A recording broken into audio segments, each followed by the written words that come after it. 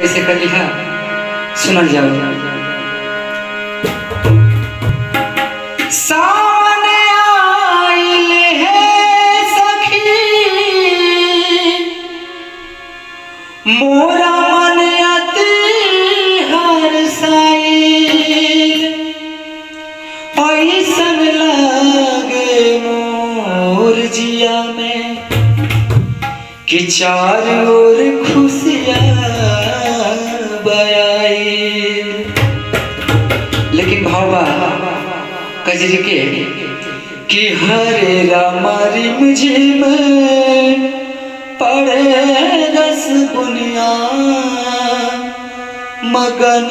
सारी दुनिया कि हरे रामा रिमझिम पड़े रस बुनिया मगन सारी दुनिया कि हरे रामा रिमझिम पड़े रस बुनिया मगन सारी दुनिया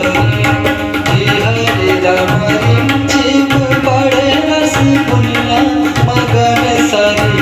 दुनिया